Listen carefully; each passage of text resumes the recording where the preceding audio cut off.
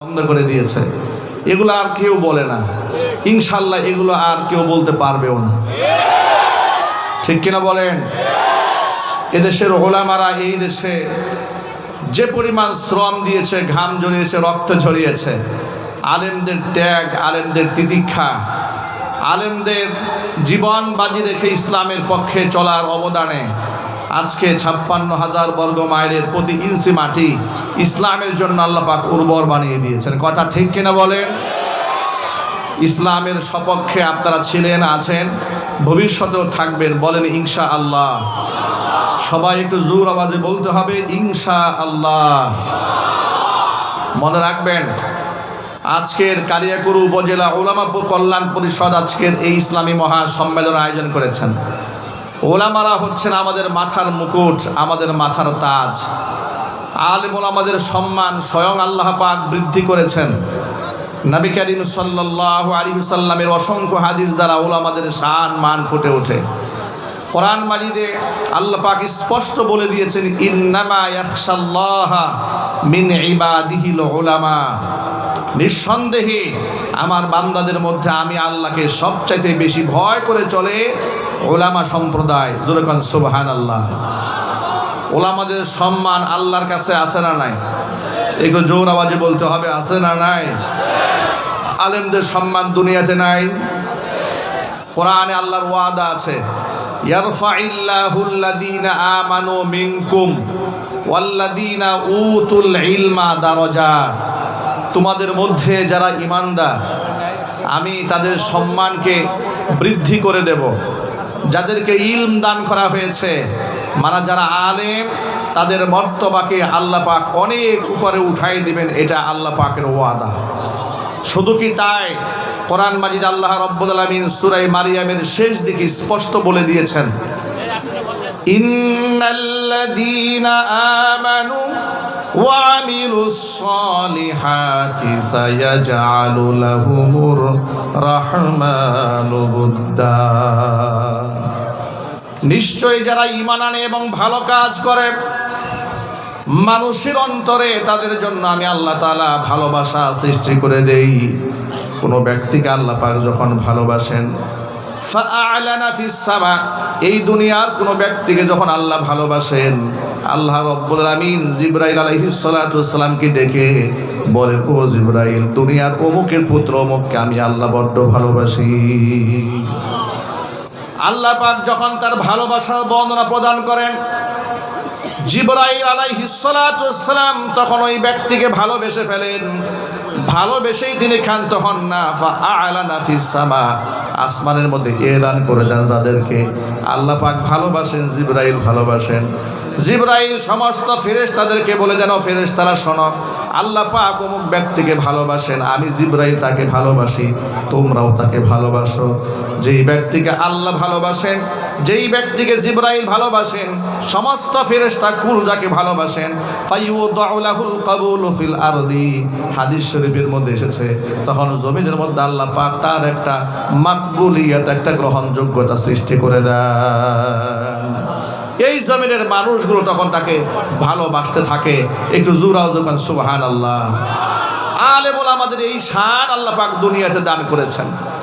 আলেমদের পকেটে কারি কারি টাকা না থাকতে পারে, আলেমরা শিল্পপতি না হতে পারে, কারণ দুনিয়ার এই চাকচিক্য তো একেবারেই ক্ষণস্থায়ী। চিরস্থায়ী সুখ তো জান্নাতে। ঠিক কিনা বলেন? দুনিয়ার সফলতা মূল সফলতা নয়, দুনিয়ার ক্ষমতাও মূল ক্ষমতা নয়, দুনিয়ার সম্পদ মূল সম্পদ নয়, দুনিয়ার এই বিশাল অর্জন মূল অর্জন নয়। দুনিয়াতে doctor, engineer, lawyer, barrister, professor, বড় আলেম, মুফতি, মুহাদ্দিস, বড় বক্তা হয়ে যাওয়া মূল চাবিকাঠি নয়। আল্লাহর কসম, এটা মূল সফলতা নয়। আজকে আমার বয়ান শোনার জন্য হাজার মানুষ জমা হয়ে যায়, আল্লাহর কসম এটা মূল সফলতা নয়। মূল সফলতা কোনটা? মূল সফলতা হচ্ছে আল্লাহ পাক স্পষ্ট বলে দিয়েছেন, কুল্লু নাফসিন দায়িকাতুল মাউত, وإنما توفون أجوركم يوم القيامة فمن زحزح عن النار وأدخل الجنة فقد فاز। প্রতিটা প্রাণীকে মৃত্যুর স্বাদ আস্বাদন করতে হবে। দুনিয়া থেকে তার মৃত্যু হয়ে যাওয়ার পর যেই ব্যক্তিকে জাহান্নামের আগুন থেকে মুক্ত করে জান্নাতে ঢুকায় দেওয়া হবে, আল্লাহ পাক বলেন ওই ব্যক্তি সফল। জোরে জোরে বলেন সুবহানাল্লাহ। দুনিয়ার সফলতা মূল সফলতা নয়, দুনিয়ার অর্জন মূল অর্জন নয়, মূল অর্জন হচ্ছে আখিরাতের অর্জন। আল্লাহ পাক যদি কিয়ামতের দিন বলেন যে আমি তোরে মাফ করে দিলাম, আমি তোকে জান্নাত দিয়ে দিলাম, এর চেয়ে বড় সফলতার কিছু হতে পারে না। আমরা দুনিয়ার সফলতা চাই না, আমরা পরকালীন সফলতা চাই। কারা কারা পরকালীন সফলতা চান হাত দেখান। আল্লাহ কবুল করেন, জোরে বলেন আমিন। হাত নামান। প্রিয় ভাইয়ের আমার, দুনিয়াতে হক্কানি আলিম উলামা পীর বুজুর্গ যারা হয় তাদের বিরাট সম্মান আল্লাহ পাক দান করেন। তারা নিজেদেরকে সব সময় আড়াল করতে পছন্দ করেন, মানুষের সামনে বড় করে তোলা হোক এটা তারা পছন্দ করেন না, এটা তারা চান না, এটা তাদের মেজাজ হয় না। আল্লাহর ওলিরা সব সময় নিজেকে লুকায় রাখেন, আল্লাহর ওলিরা কোনোদিন নিজেকে বড় মনে করে না। ঠিক কিনা বলেন? ইমাম আহমদ ইবনে হাম্বল রহমাতুল্লাহি আলাইহির নাম শুনেছেন আপনারা? কারা কারা শুনছেন হাত দেখি তো ভাই। মাশাআল্লাহ। ইমাম আহমদ ইবনে হাম্বল রহমাতুল্লাহি আলাইহি কত বড় মাপের আলিম ছিলেন, কত বড় ফকিহ ছিলেন। পৃথিবীতে মাকবুল 4টা মাযহাব আছে, প্রসিদ্ধ। কয়টা? আরো যদি বলেন। 4টা প্রসিদ্ধ মাযহাবের মধ্যে হাম্বলি মাযহাবের নাম শুনেছেন না? এই হাম্বলি মাযহাবের ইমাম যিনি, তিনি হচ্ছেন ইমাম আহমদ ইবনে হাম্বল।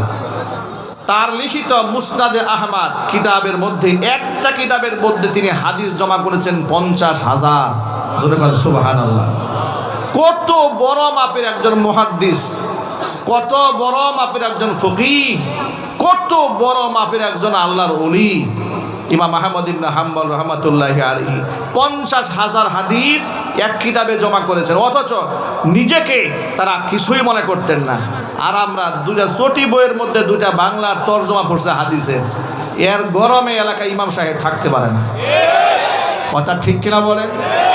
গার্মেন্টসে চাকরি করে, কে যেন বুঝাই দিছে যে আমিন জোরে পড়তে হবে, এটা বাংলা তর্জমার মধ্যে পড়েছে, বুখারী শরীফের আছে।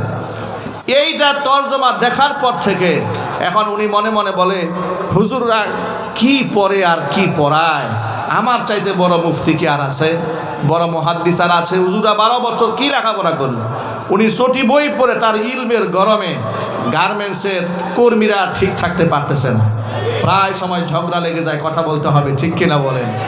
অথচ আল্লাহর ওলি ইমাম আহমদ ইবনে হাম্বল এত বড় মাপের একজন আলেম, তিনি সফরে যাচ্ছেন, এমন সময় কোনো একটা মসজিদে এশারের নামাজ জামাতের সাথে আদায় করেছেন। বাহিরে প্রচণ্ড শীত, তো তার কাছে পর্যাপ্ত পরিমাণ শীতের কাপড় টাপড় নাই। আল্লাহর ওলিরা তো সিমসাম জীবনযাপন করতেন, তো খুব শীত। তিনি মসজিদে জামাতে এশারের নামাজ পড়ে মসজিদের এক কর্নারে বসে তিনি জিকির আজকার করছেন, তাসবিহ তাহলিল করছেন। মনে মনে সিদ্ধান্ত নিলেন যে আমি রাতটা এখানে ইবাদত করে কাটিয়ে দিই, সকাল হলে ফজর পড়ে এখান থেকে বিদায় হয়ে যাবে। মুয়াজ্জিন সাহেব আসলেন, দেখেন একটু মুরব্বী বসে আছেন। মুয়াজ্জিন সাহেব মুরব্বীকে বলছে, মুরব্বী আপনি বের হন মসজিদ থেকে, নামাজ শেষ হয়েছে না? বলে নামাজ শেষ হয়েছে। তো নামাজ তো শেষে বসে আছেন কেন? মুরব্বী বললেন, দেখুন আমি তো পথিক মুসাফির, তা আমি নিয়ত করেছি যেহেতু বাহিরে প্রচণ্ড ঠান্ডা, রাতটা এখানে সারা রাত আমি ইবাদতে কাটাই, ফজরের নামাজটা জামাতে পড়ে এখান থেকে বের হয়ে যায়। বেচারা মুয়াজ্জিন তাকে চিনে নাই। আর তিনি এমন লোক না নিজের পরিচয় দেখাবেন, হেডাম দেখাবেন। ইদানিং তা আমাদের মধ্যে এমন আত্মহমিকা, দাম্ভিকতা, কিছুতেই কিছু হলে বলে এই মিয়া আমার চেনেন আপনি, আমি কে? কথা বলে না কেন? বক্তা স্টেজে বয়ান করতেছে, বক্তার সামনে থেকে মাইক কেড়ে নিয়েছে, এমন বেয়াদব এই দেশে আছে না নাই? চিল্লায় বলতে পারছে না নাই? মুসলমানের ঘরে জন্ম নিয়েছে, ওরা মুসলমান হতে পারে নাই, এগুলো মুনাফিক। এগুলো কি চিল্লায় বলেন? আল্লাহর হাবিব বলেছেন, আল্লাহর নবী বলেছেন, মাল্লাম ইয়ারহাম সগীরানা ওয়া লাম ইওয়াক্কির কাবীরানা, যেই ব্যক্তি আমার ছোটকে স্নেহ করে না, বড়কে সম্মান দেয় না, আলেমদের ইজ্জত যারা দেয় না, নবীজি সাল্লাল্লাহু আলাইহি সাল্লাম বলেছেন ওরা মুসলমানের ঘরে জন্ম নিলে ওরা আমি নবীজির উম্মত হতে পারে না। আল্লাহর কসম, মুনাফিক যদি বর্তমানে চিহ্নিত করা যেত, ১৫০০ বছর আগে মুনাফিকদের জানাজা পড়তে আল্লাহ তার রাসূলকে নিষেধ করেছেন। সাহাবায়ে কেরাম মুনাফিকদের জানাজা পড়তেন না, মুনাফিকদের জানাজা আল্লাহর নবী পড়তেন না। যদি ওহির মাধ্যমে নিশ্চিত হওয়া যেত, যেহেতু নবুয়তের দরজা বন্ধ হয়ে গেছে, ওহির দরজা বন্ধ হয়ে গেছে, আমরা কনফার্ম কোনো ব্যক্তিকে সরাসরি মুনাফিক বলতে পারি না। তবে মুনাফিকদের কিছু আলামত কিছু লোকের মধ্যে আমরা দেখতে পাই। যদি কনফার্ম হওয়া যেত, এই যে জানাজার যে আনুষ্ঠানিকতা গোটা বাংলাদেশে আছে, আস্তিক নাস্তিক, নামাজি বেনামাজি, কোরআনের বিরুদ্ধাচরণ করেছে, আলেমদেরকে মৌলবাদ বলে গালি দিয়েছে, জঙ্গিবাদ বলে গালি দিয়েছে, এই রকম লোক এরা যদি মারা যেত, উলামায়ে কেরাম সংঘবদ্ধ ফতোয়া দিতেন ওর জানাজা পড়া জায়েজ নাই। কথা বলতে হবে, ঠিক কিনা? কিন্তু যেহেতু আমার কাছে আপনার কাছে নতুন করে আর ওহী আসে না, এই জন্য বলা যায় না। কিন্তু আলামত দেখে বোঝা যায় এর জানাজা পড়া যে কথা, না পড়াও একই কথা। ভাইরা আমার, এই জন্য মুনাফিক হওয়া যাবে না। মুনাফিক ইসলামের সবচাইতে বড় ক্ষতি করেছে যুগ যুগ ধরে। মুনাফিক কাকে বলে শোনেন? মুনাফিক অন্তরে ইসলাম বিরোধিতা লালন করে, কিন্তু বাহ্যিকভাবে মুসলমানদের কাছে বোঝায় আমি মুসলমান। ঠিক কিনা বলেন? এরকম লোক সমাজে আছে না নাই? কোরআন মাজিদে তাদের সম্পর্কে আল্লাহ বলেছেন, ইন্নাল মুনাফিকিনা ফিদ দারকিল আসফালি মিনান নার, মুনাফিকদের অবস্থা কিয়ামতের দিন হবে জাহান্নামের অতল গহ্বরে ওদের স্থান হবে। জাহান্নামের সর্বনিকৃষ্ট স্থান দেওয়া হবে মুনাফিকদেরকে। আল্লাহর নবী রাহমাতুল লিল আলামিন ঘোষণা করেছেন, ইন্না ফি উম্মতি 12 মুনাফিকান লা ইয়াদখুলুনাল জান্নাতা ওয়া লা ইয়াজিদুনা রিহাহা হাত্তা ইয়ালিজাল জামালু ফি সাম্মিল খিয়াত আও কামা ক্বালা আলাইহিস সালাতু ওয়াসসালাম। হুজুর বলেন, আমার উম্মতের মধ্যে এমন 12 জন মুনাফিক আছে, ওরা জান্নাতে তো প্রবেশ করবে না, জান্নাতের খুশবু পর্যন্ত ওরা নাকের মধ্যে পাবে না। অথচ জান্নাতের খুশবু তারা ততক্ষণ পাবে না যতক্ষণ পর্যন্ত সূচের ছিদ্র দিয়া উট প্রবেশ না করবে। এর মানে সুয়ের ছিদ্র দিয়া উট যেমন প্রবেশ করা অসম্ভব, মুনাফিকের জন্য জান্নাতে যাওয়াও ঠিক সেরকম অসম্ভব। আমরা কি মুনাফিক হয়ে মরতে চাই? চিল্লায় বলো, মুনাফিক হয়ে মরতে চাই? তাহলে আলেমদেরকে ইজ্জত দিতে হবে, সম্মান দিতে হবে। ওলামারা নবীগণের ওয়ারিস। ওলামারা কাদের ওয়ারিস? নবীগণের ওয়ারিস। এই কথা যেন মনে থাকে, বলেন ইনশাআল্লাহ। আরো জোরে কোন ইনশাআল্লাহ। ভাইরা আমার, তো ইমাম আহমদ ইবনে হাম্বল সাধারণ বেশে মসজিদে বসে আছেন। মুয়াজ্জিন সাহেব বললেন, মুরব্বি বের হন, নামাজ শেষ হয়ে গেছে, চলে যান বাহিরে। তিনি বললেন, আল্লাহর বান্দা মুয়াজ্জিন সাহেব, আমি তো প্রতীক মুসাফির, প্রচণ্ড শীত, বাহিরে আমার বয়স হয়ে গেছে, মুরব্বী মানুষ আমি এখানে তাহাজ্জুদের রাতটা কাটাই দিই, সকালে ফজর পরে বের হয়ে যাই। মুয়াজ্জিন সাহেব বলল, ওই সমস্ত কথা চলবে না, ওই সমস্ত কথা চলবে না, খালি বের হন মসজিদ থেকে। তখনও তিনি নিজেকে বলেন না, মুয়াজ্জিন সাহেবের কাছে পরিচয় দিয়ে বলেন না, মিয়া আমার চেনো, আমি কে? আমি হচ্ছে এই জগতের শ্রেষ্ঠ মুহাদ্দিস ইমাম আহমদ ইবনে হাম্বল। পরিচয় দিলেন না। সিভিলে ছিলেন, তাকে সেখান থেকে মসজিদ থেকে বের করে দেওয়া হলো। কিতাবের মধ্যে এসেছে, ইমাম আহমদ ইবনে হাম্বল রাহমাতুল্লাহি আলাইহি মসজিদ থেকে বের হয়ে তালাশ করতেছিলেন যে রাতটা কোথায় একটু আরামে কাটাইয়ে দেওয়া যায়। একটুকু হাঁটতে হাঁটতে দেখতে পেলেন বাজারের কোনায় বসে একটা ইয়াং ছেলে রুটির দোকান করছে। এখানে তাওয়ার মধ্যে রুটি দিচ্ছে, রুটি সেকতেছে আর রুটি বিক্রি করতেছে গভীর রাতে। আহমদ ইবনে হাম্বল রাহমাতুল্লাহি আলাইহি ওই ইয়াং দোকানদারের পাশে গিয়া বসলেন। পাশে গিয়া বলছেন, ও দোকানদার, তোমার তাওয়ার মধ্যে রুটি সেকতেছো, আমি যদি পাশে বসে একটু কাছ থেকে তাপ গ্রহণ করি, তোমার কোনো আপত্তি আছে? দোকানদার বলল, মুরব্বি বলেন কি, এটা কোনো বিষয় নাকি? আপনি যদি এখানে বসে একটু তাপ গ্রহণ করেন তো আমার সুবিধা হলো, আমি একটা সঙ্গী পেয়ে গেলাম। কোনো অসুবিধা না, আপনি বসুন। ইমাম আহমদ বিন হাম্বল রাহমাতুল্লাহি আলাইহি তাওয়ার পাশে বললেন, সেখান থেকে তাপ গ্রহণ করতেছিলেন। আর দোকানদারের কি দোকানদারি করে, কেমনে করে পর্যবেক্ষণ করতেছিলেন। তিনি দেখতে পেলেন এই ইয়াং দোকানদার তাওয়ার মধ্যে যখন রুটি দেয় তখন বলে আস্তাগফিরুল্লাহ, আবার তাওয়া থেকে রুটি যখন উপরে উঠায় বলে আস্তাগফিরুল্লাহ, কাস্টমারের হাতে রুটি যখন দেয় বলে আস্তাগফিরুল্লাহ, টাকা যখন গ্রহণ করে বলে আস্তাগফিরুল্লাহ। জবানের মধ্যে কথায় কথায় তিনি ইস্তিগফার পাঠ করছেন। ইয়াং ছেলে এই দোকানদারের আচরণ দেখে ইমাম আহমদ ইবনে হাম্বল বড় অবাক হয়ে গেলেন। আল্লাহর বান্দা, জবানে কথায় কথায় ইস্তিগফার কেন পাঠ করা? ইয়াং ছেলেটি বলছে, ও পথিক মুসাফির, তুমি তো জানো না ইস্তিগফারের আমল করতে করতে আল্লাহ পাক আমার মর্যাদা কোথায় উঠিয়ে দিয়েছেন। এই জবান থেকে যে দুয়াই করি না কেন, দোয়া করতে দেরি হয়, আল্লাহর কাছে কবুল হতে দেরি হয় না। আল্লাহ তাআলা আমাকে মুস্তাজাব দাওয়া বানিয়ে দিয়েছেন। এই জন্য আমার সকল ভাইদের প্রতি উদাত্ত আহ্বান, জবানে বেশি বেশি ইস্তিগফার জারি রাখবেন। আস্তাগফিরুল্লাহ, আস্তাগফিরুল্লাহ, লা হাওলা ওয়ালা কুওয়াতা ইল্লা বিল্লাহ সব সময় পড়বেন। আল্লাহর হাবিবের গায়ে কোনো গুনাহ ছিল না, অথচ আল্লাহর নবী সাল্লাল্লাহু আলাইহি ওয়াসাল্লাম দিনে 70 বারের ঊর্ধ্বে তিনি ইস্তিগফার পাঠ করতেন। জোরে কোন সুবহানাল্লাহ। ইয়াং এই দোকানদারের কথা শুনে ইমাম আহমদ ইবনে হাম্বল বড় হতবাক হয়ে গেলেন। যাহারে কি ফেতনার জামানা, যেখানে দোকানদাররা মিথ্যা কথা বলে, 2 নাম্বার জিনিসকে 1 নাম্বার জিনিসের কথা বলে বিক্রি করে, ওজনে কম দেয়, খাদ্যে ভেজাল দেয়। রমজান আসলে তো বর্তমানে আমাদের বাংলাদেশের ব্যবসায়ীদের অবস্থা দেখলে মনে হয় এগুলো সব নরেন্দ্র মোদীর নাতিপুতি। কথা ঠিক কিনা বলেন? আচরণ দেখে মনে হয় না মুসলমান। কৃত্রিম ক্রাইসিস তৈরি করে, খাদ্যদ্রব্য গুদামজাত করে কৃত্রিম ক্রাইসিস তৈরি করে বুটের দাম বাড়িয়ে দেয়, তেলের দাম বাড়িয়ে দেয়, পেঁয়াজের দাম বাড়িয়ে দেয়, খেজুরের দাম বাড়িয়ে দেয়। কথা বলতে হবে ঠিক কিনা? গোটা দুনিয়ার অন্যান্য মুসলিম দেশে, দুবাইয়ে, কাতারে, সৌদি আরবে, যার এমনকি অমুসলিম দেশ জার্মানি পর্যন্ত রমজান মাসে দেখেছি যে তারা সেখানে দ্রব্যমূল্য মুসলিমদের জন্য কমিয়ে দিয়েছে। একমাত্র আশ্চর্য দেশ মুসলমানদের দেশ বাংলাদেশ, যে দেশে রমজান মাসে দ্রব্যমূল্য বাড়িয়ে দেওয়া হয়। আমি সকল ভাইদেরকে বলছি, এই ক্ষেত্রে আমাদেরও দোষ আছে। সেই দোষটা কি জানেন? রমজান এসেছিল ত্যাগের জন্য, আমরা ত্যাগের মাস না বানিয়ে ভোগের মাস বানিয়েছি। 11 মাস এই খানা খায় না, জন্মের খানা রমজান মাসে খায়। ঠিক কিনা বলেন? 14 আইটেম নিয়ে বসছে ইফতারে। আরে ভাই, এত ইফতার আইটেম দরকারটা কি? আপনি তো খেজুরকে ফরজ বানিয়ে ফেলেছেন, ওয়াজিব মনে হয় বানিয়ে ফেলেছেন। বুট না খাইলে যে আপনার সংসার চলবে না, এমন একটা অবস্থা। মুড়ি ভাজি না খাইলে মনে হয় তো রোজাই হয় নাই। তো এই যে আপনার যে চাহিদাটা, এর তো দোকানদার বুঝে ফেলেছে।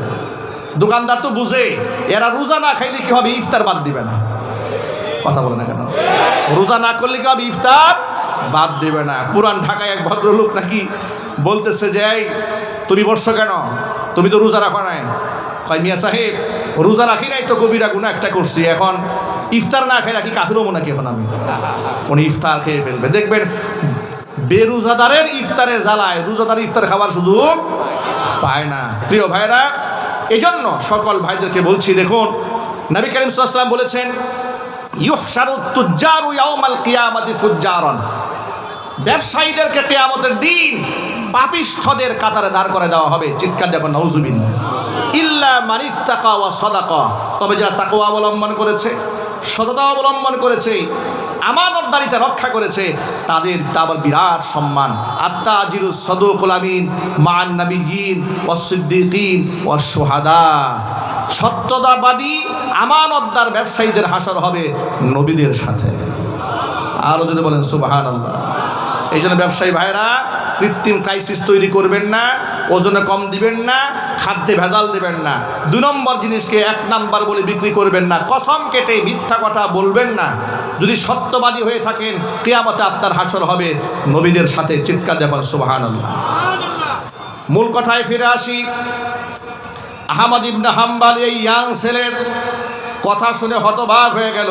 এ কেমন দোকানদার, কথায় কথায় ইস্তেগফার পাঠ করে। দোকানদার বলে, আল্লাহর বান্দা, আমি আমার জবানে প্রতিনিয়ত ইস্তিগফারের আমল করার কারণে আল্লাহ আমার সম্মান এত এত উপরে উঠিয়ে দিয়েছে। জবানে দোয়া করতে দেরি হয়, আল্লাহ পাক কবুল করতে দেরি করেন না।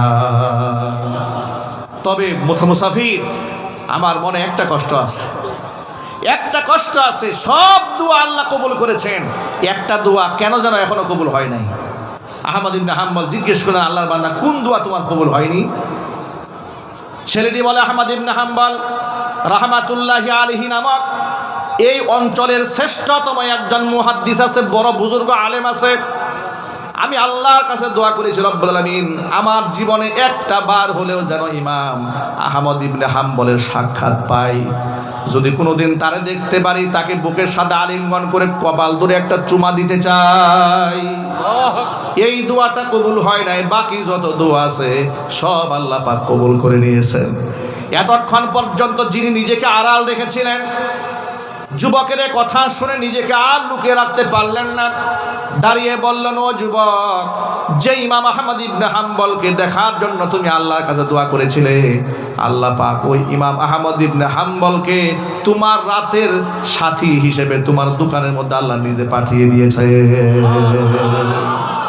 পরিচয় দিলেন, বুকের সাথে আলিঙ্গন করলেন, কপাল ধরে চুমো খেলেন, আল্লাহ পাকের শুকরিয়া আদায় করলেন। ঘটনা থেকে কয়েকটা শিক্ষা পাওয়া যায়।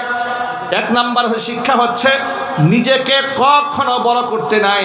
আল্লাহর ওলিরা নিজেকে কোনোদিন বড় মনে করে নাই, কোনোদিন নিজেকে অহংকার করে মানুষের সামনে উপস্থাপন করে নাই।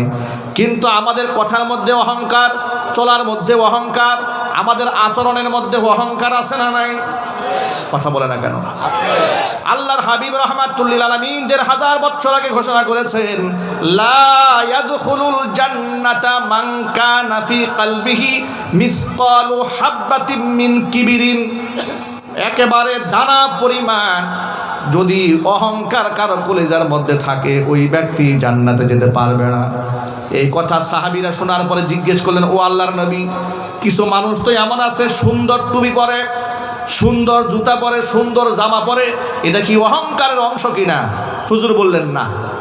ইন্নাল্লাহা জামিলুন ইউহিব্বুল জামাল।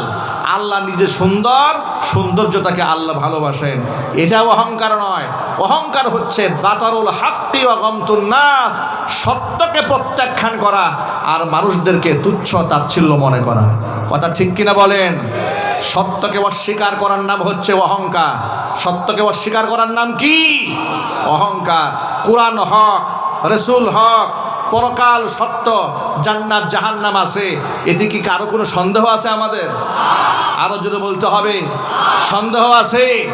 জীবনের শুরু থেকে শেষ পর্যন্ত, আমার জীবনের শুরু থেকে আমার মৃত্যু পর্যন্ত প্রতিটা পদক্ষেপে আল্লাহর কোরআনের শাসন ব্যবস্থা মানতে হবে। এটা আল্লাহর নির্দেশ। এটা কি আমরা পালন করতে পারবো ইনশাল্লাহ? একটু জোর আওয়াজে বলতে হবে, পারবে ইনশাল্লাহ? আল্লাহর কোরআনের বাহিরে যাওয়ার কি আমাদের কোনো সুযোগ আছে? একটি ইমানদারের মতো গর্জে উঠে জবাব দিয়ে বলেন, আল্লাহর কোরআনের বাহিরে যাওয়ার কি আমাদের কোনো সুযোগ আছে? কোরআন যাকে হালাল বলেছে তা হালাল হিসেবে গণ্য করতে হবে, কোরআন যা হারাম বলেছে সেটা হারাম হিসেবে মান্য করতে হবে। দেখুন, এই যে উলামারা আজকে মাহফিজুল ইসলামী সম্মেলন আয়োজন করেছেন, অথচ বিগত 16 বছরে স্বৈরাচারের আমলে এই দেশে, মুসলিম অধ্যুষিত এই দেশে সবচাইতে বেশি নির্যাতিত হয়েছে উলামায়ে কেরাম। আলেমদের কোমরের মধ্যে রশি বেঁধে টেনে টেনে তারা আদালতে দাঁড় করিয়েছে, পায়ের মধ্যে ডান্ডা বেরিয়ে পড়িয়েছে। কয়েকদিন আগে দেখলাম এক কুখ্যাত নেতা, সে আদালত কর্তৃপক্ষকে বলেছে, আমরা ৩-৪ বারের এমপি ছিলাম, এই জন্য হাতের মধ্যে হ্যান্ডকাপ লাগালে আমাদের প্রেস্টিজ ইস্যু হয়ে দাঁড়ায়, আমাদের ইজ্জত সম্মান নষ্ট হয়। ওই ইজ্জত আলীর নাম নৌ পরিবহন মন্ত্রী, ঠিক কিনা বলেন? নৌ পরিবহন মন্ত্রী ওই ইজ্জত আলী বলেছে যে আমরা 4-5 বারের এমপি মন্ত্রী, আমাদেরকে হাতের মধ্যে হ্যান্ডকাপ পরায় উঠালে আমাদের প্রেস্টিজ ইস্যু হয়ে দাঁড়ায়। খুব ইজ্জতে লেগেছে, হাতের মধ্যে হ্যান্ডকাপ পরেছে। আমি তো বলতে চাই, এই সমস্ত এমপি মন্ত্রীরা এই দেশের শ্রেষ্ঠ আলেমদের একটা জুতা বহন করার যোগ্যতা রাখেন। অত সেই সমস্ত আলেম যাদের চেহারা দেখা মানুষ ইবাদত মনে করে, যাদের হাতকে স্পর্শ করতে পারলে নিজেকে ধন্য মনে করে, হাতকে চুম্বন করতে পারলে গর্ববোধ করে, তাদের জন্য চোখের পানি ছেড়ে এই সমস্ত আলেমদেরকে এমনভাবে ডান্ডা বেড়ি পরিয়ে আদালতে উঠানো হয়েছে মনে হতো এদের চাইতে গুন্ডা সন্ত্রাস আর নাই। এমন বিয়াদবি যারা করেছে তাদের পায়ে শুধু ডান্ডা বেড়ি কেন, এর থেকে নিকৃষ্ট শাস্তি হওয়া দরকার। কথা বলেন ঠিক কিনা বলেন?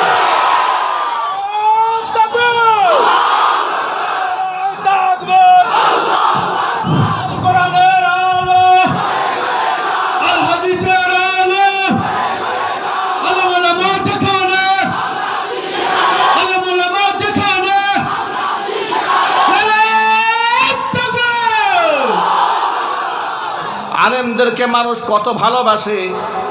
করোনাকালীন সময় ফুল লকডাউনের সময়ে আলেম মারা গেছে, জানাজার নামাজ পড়ার জন্য লাখো মানুষ ময়দানে জমা হয়ে গেছে, ঠিক কিনা বলেন? বরং লকডাউনের সময় তো এমন হয়েছে স্বামী মারা গেছে স্ত্রী দেখতে আসে না, বাবা মারা গেছে সন্তান লাশ ছয় না, ঠিক নেবে ঠিক? ওই সময় জুবাইর আহমদ আনসারী রহমাতুল্লাহি আলাইহি মারা গেলেন, জানাজার নামাজে লাখো মানুষের ঢল নামলো, টেলিভিশনে আলেমদের সমালোচনা করা হলো, বলা হলো সব মৌলবাদী দেশটাকে শেষ করে দিয়েছে। ভাইরা আমার, তোমাদের জানাজার মধ্যে টর্চ লাইট দিয়া লোক খুঁজে পাও না, আর আলেমদের জানাজার নামাজের মধ্যে পুলিশ দিয়া বাধা দিয়াও লোক ঠেকায় রাখতে পারো না। পার্থক্য তো এখানে। শহীদ আল্লামা দেলোয়ার হোসেন সাঈদী রহমাতুল্লাহি আলাইহি জানাজার নামাজটা ঢাকা শহরে পড়ার জন্য আপামর জনসাধারণ চোখের পানি ফেলেছে। উনি তো শুধুমাত্র একটা জামাত ইসলামের নেতাই ছিলেন না, উনি তো একজন বড় আলেম ছিলেন, একজন বক্তা ছিলেন, একজন দায়ী ছিলেন। তার ওয়াজ শুনে নাই সে, হোক আওয়ামী লীগ, হোক বিএনপি, হোক জামাত, হোক জাতীয় পার্টি, এদেশের কোটি কোটি মানুষ সাঈদী সাহেবের ওয়াজ শুনেছে। এমন একজন সম্মানিত লোককে তোমরা জানাজা পর্যন্ত পড়তে দাও না, ইতিহাস আমরা ভুলে যাইনি। আমার মতো লোককে তোমরা গাজীপুরের মাহফিল মঞ্চ থেকে নামিয়ে ককটেল মামলা দিয়ে 1 নাম্বার আসামি, বিএনপির মামলার আমাকে দিয়ে, হাসান সরকারকে 7 নাম্বার আসামি দিয়ে আমার 1 নাম্বার দিয়ে আদালতে তোমরা তুলেছিলে।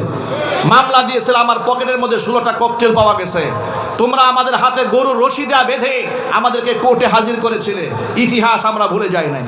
বিনা নোটিশে তোমরা আমাদের মসজিদ থেকে তাড়িয়ে দিয়েছিলে, ইতিহাস ভুলে যায় নাই।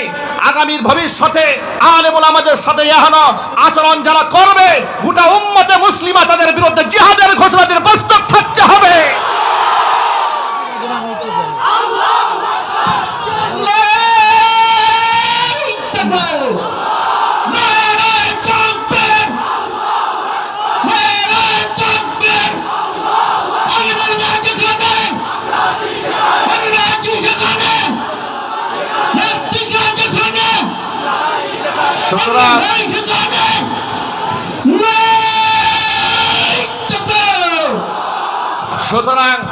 সুতরাং ইনশাআল্লাহ আগামী 1 শতাব্দীর ভেতরে এই ভূখণ্ডের মধ্যে আর একটা হাসিনাও তৈরি হবে না, কথা পরিষ্কার।